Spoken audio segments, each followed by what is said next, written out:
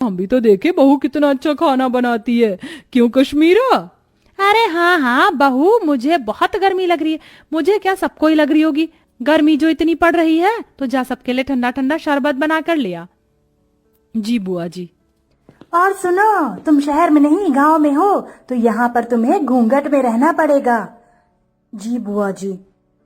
अरे पर बहू देखेगी कैसे? उसने इतना मोटा और भारी लहंगा पहन रखा है, कपड़े तो बदलने देते। ओहो, जब तक बहू कपड़े बदल कर आएगी हम तो पसीने में तर हो जाएंगे। इससे पहले बहू तू कुछ शरबत लिया। जी लाई। अरे बहू, थोड़ा घूंघट और करो, हम तुम्हारे ससुर समान हैं, तुम्हारे ससुर के बड़े भाई। और हाँ, शरबत सत्तू या बर्फ डालकर लाना। जी ताऊ जी। माँ जी, रसोई कहाँ है? अरे बहू, तुझे रसोई ढूंढने में कोई परेशानी कैसे हो सकती है? वो देख, तेरा ससुराल एक कमरे का है, इस एक कमरे के कोने में हमारी रसोई। वो देख, जा जाकर शरबत बना दे, सभी मेहमान इंतजार कर रहे हैं।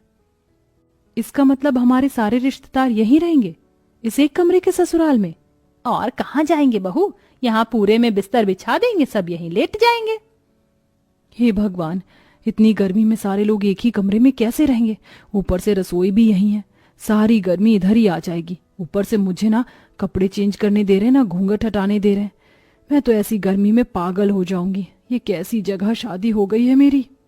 इतना कहकर दिल पर पत्थर रखकर उस एक कोने की रसोई में रचना बड़ी मुश्किल से घूंघट में शरबत बनाती है और एक एक करके सभी मेहमानों को शरबत देती है। अरे बहू, इतना सा ही शरबत बनाया था क्या? अरे जरा अपने घर के लोगों को तो देखो, सारे मेहमान हैं। जाओ और शरबत बनाकर लेकर आओ। जी अभी लाई। अरे अंतरा मामी, भूख भी लग रही है, अपनी बहू से कह दो कि थोड़ा कुछ खाने पीने को भी ले आए, सारे मेहमान भूखे बैठे हैं। हाँ विनोद बेटा, मैं अभी खाना बनवा देती हूँ, या बहू खाना भी बना ले।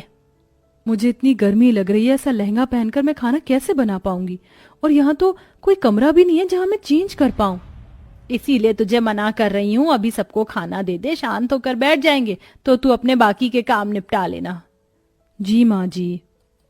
बड़ी मुश्किल से रचना खाना बनाने के लिए लहंगे में बैठ पाती है। पूरी सब्जी बनाते बनाते उसे पसीने आने लगते हैं। हे भगवान, मैं तो थक गई। पता नहीं कैसे लोग हैं जो इस एक कमरे के ससुराल को समझ रखा है। और नहीं, बहू इन्हें नौकरानी लग रही है। आते ही नई बहू से कोई काम करवाता है क्या? अरे बहू, मेरे भतीजे का भूख से हाल बेहाल हो रहा है, जरा जल्दी खाना बना। बस माँ जी, पूरी प्लेट में लगा रही हूँ। मुझे क्या रोबोट समझ रखा है?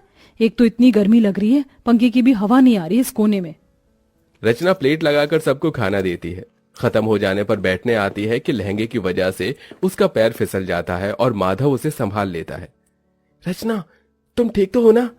आप तो रहने दीजिए, आपको मेरी कोई फिक्र नहीं है।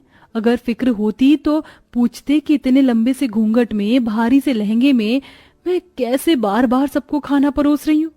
ये मैं ही जानती हूँ। आपको क्या है, अपना सहरा शेरवानी उतार कर बैठ गए हैं 4 जनों में खी खी करने। अरे रचना, ऐसी कोई बात नहीं है, मैं माँ से बात करता हूँ। अरे बेटा, यहाँ बहू के साथ क्या कर रहा है? हमारे साथ भी आजा, बैठ जा। और बहू, राजन विनोद की प्लेट खाली है, जा उन्हें सब्जी पूरी दे दे। जी जी अभी। और तुम तो छोड़ो मेरा हाथ। गुस्से में रचना अपने पति के पेट में एक कोहनी मारकर चली जाती है। आउच!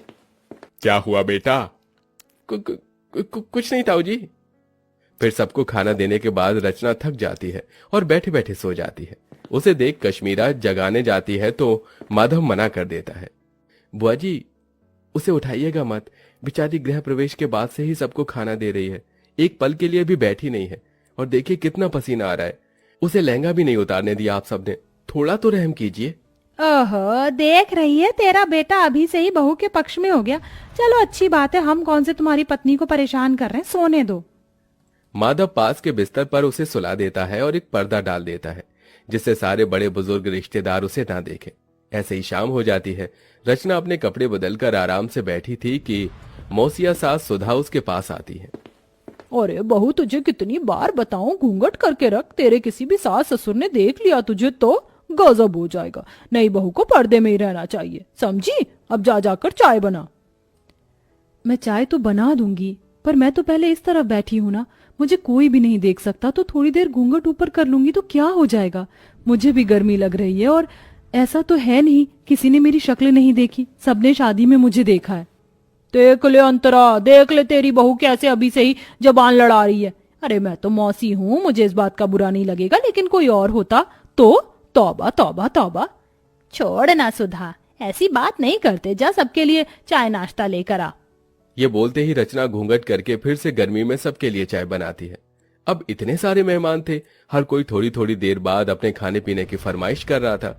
ऊपर से हल्की साड़ी पहनने पर विनोद कहता है, देखो रचना, मैं तुम्हारे जेठ की तरह हूँ और अभी तुम्हारी नई शादी हुई है, इसलिए बता रहा हूँ इतनी हल्की साड़ी मत पहनो। जो नई नवेली दुल्हन हो तो थोड़ी भारी साड़ी पहनो। भाई साहब गर्मी लग रही है इसलिए मैंने थोड़ी हल्की साड़ी पहनाई है। कोई बात नहीं, थोड़ा बर्दाश्त करो और अपने हाथ के पकौड़े भी बनाकर खिला दो। फिर कहाँ मैं बार बार आने बैठ रहा हूँ, मुझे तो आगरा ही चले जाना है। अब मेरा भेजा फ्राई हो रहा है, शादी करके पछता रही हूँ। इससे पहले ही बढ़िया थी मैं जब जीन्स टॉप पहनकर विदाउट कोई घूंघट के इधर उधर रहती थी, पर इन बड़े लोगों ने तो मेरा जीना हराम कर दिया। ऊपर से इतना छोटा ससुराल है, हर जगह कोई ना कोई बैठा है। सच में कमरे के ससुराल को होटल समझ लिया है, जाने का नाम ही नहीं ले रहे। जब से आए बहू ये, जब से आए बहू वो। जी भाई साहब लाई अभी पकौड़े। इतना कहकर रचना फिर से चूल्हा जलाकर गर्मी में बैठकर पकौड़े बनाती है। उस चूल्हे का धुआं और गर्माई सीधे रचना के मुंह पर लग रही थी। बस अब मुझे और नहीं होगा, मैं पागल हो जाऊंगी इस गर्मी में, थोड़ी देर बाहर चली जाती हूँ।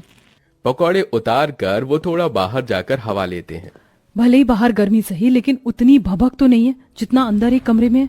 भगवान जाने कैसे आलसी जानवर की तरह सब एक साथ अंदर हैं, ये भी नहीं कि अपने घर चले जाएं। अरे सर, सुकून तो अपने घर पर ही होता है, लेकिन यहाँ के रिश्तेदार बड़े मक्खी की तरह हैं जो गुड़ से चिपक जाते। एक काम करती हूँ, फ्रिज के ठंडे पानी से मुंह धोकर अंदर चली जाती हूँ, वरना सब बोलेंगे। फिर रचना ठंडे पानी से मुंह धोकर फिर सबके काम करने लगती है। ऐसे ही 4 दिन से हफ्ता और हफ्ते से 2 हफ्ते हो जाते हैं, लेकिन मेहमान जाने का नाम नहीं लेते। उन्होंने नई बहू को गर्मी में बिल्कुल काम करवाकर परेशान कर दिया था।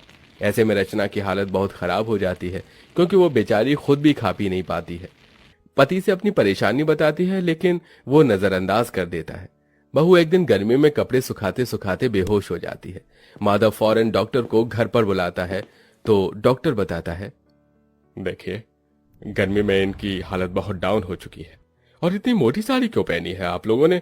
आप जून जुलाई की गर्मी से वाकिफ नहीं है क्या? और इतने सारे लोग क्यों हैं? यहाँ पर मरीज के पास ज्यादा लोग रहने से और घबराहट पैदा होती है।